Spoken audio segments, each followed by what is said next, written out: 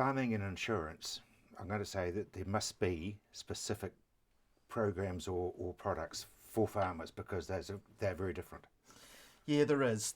Look, the primary industry on its whole is quite unique and quite big in New Zealand because primary industry is our number one industry. So there are a couple of things that are absolutely unique. One of them is that most in the primary industry live on their place of work. So they effectively start work when they wake up in the morning, open their curtains and look out in their paddocks because they can see what's going on. They can look at the weather. So it's hard to determine when they're working and when they're not, and that can make it quite difficult. The other thing is that there are a lot more different risk elements. So what the insurance companies have done is they've said, we understand that the primary industry is unique, and it doesn't matter whether you're a farmer, whether you're a supplier or a contractor. They are unique situations and are governed often by time of year. Carving, I don't know, harvesting your crop, picking your potatoes, it doesn't matter, picking your tomatoes, whatever it might be in the primary industry makes it quite unique. So there are a number of quite specific policies that are produced or made to suit farmers or suit the primary industry, and they're quite specific.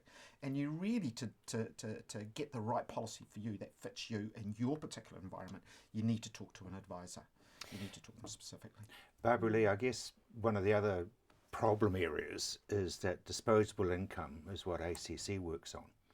That's right, yes. So, cash is king, and we don't want people having to sell up assets at a time, where they might have had an event.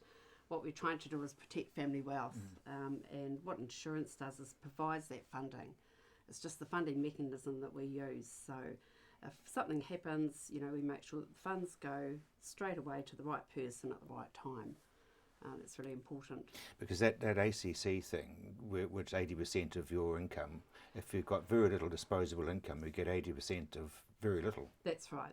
That just doesn't work for farmers. So that's why it's important to get good advice around the ACC options, because there are definitely options there. And preferably you would have a contract that was around illness and injury anyway. We want people to have certainty, so that if something happens, funding is going to come in from the right place. And I guess, Hank, it's a case of it's never going to happen to me, but it can. Yeah, absolutely. That's often the way. It's unnatural for us as humans to think of ourselves as either seriously infirmed, injured, or dead for that matter. We just don't think about that. We get up in the morning and life goes on. And we have so many things during the course of our day that are important to us. And that's really about what it is that we do, that create our income, that create our lifestyle. And we don't necessarily think about what could stop that or what could happen to us. But I've got a book at home that's a basic anatomy that I used to use when I first came into this industry, and it's got 1,200 pages, and on each page there's about 4 different conditions. Now that's just basic, so that we as humans are such delicate creatures, same as, and farmers of all people know that because they have stock that they look after and that they try and get the best out of. And machinery, of course. And machinery, and we pay thousands of dollars for machinery.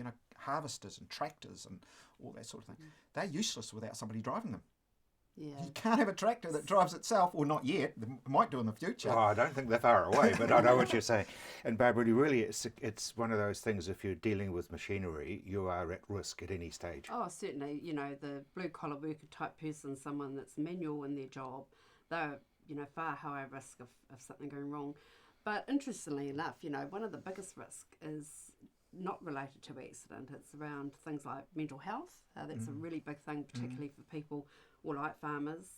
They work on their own. They don't have necessarily work colleagues or things. You're telling me that you can get an insurance cover for mental health problems? Oh, absolutely. Absolutely. Yep.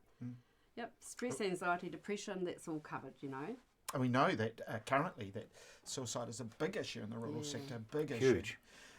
So yes, there are specific conditions around mental health that are covered. Yes. So you too, if you're sitting in front of a client, you'll bring that up? Of course. Yes. It's not an ACC event, that type of thing. That's the thing. Oh. Your biggest Well, risk ACC is, for the rural people is, I'm sorry, but it is inadequate. Oh, totally. very. It doesn't work. Yeah.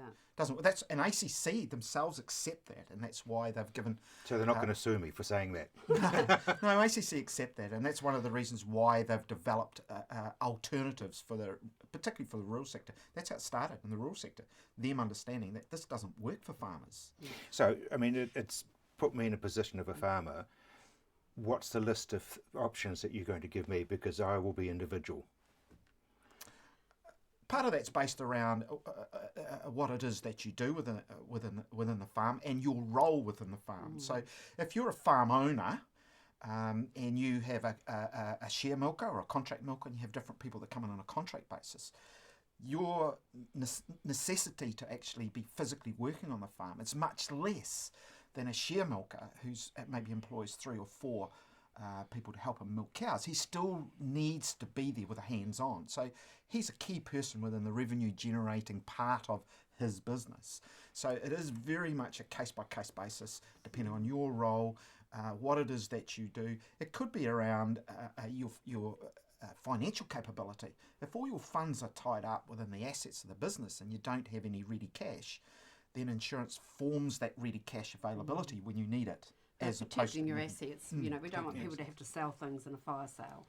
You want to do things in a measured way. I mean, I'm thinking of a share milker, and if I was doing a deal with a farmer, Barbara Lee, I'd probably say, well, who's going to cover all my health and accident insurance? And that could be part of the contract. That's right.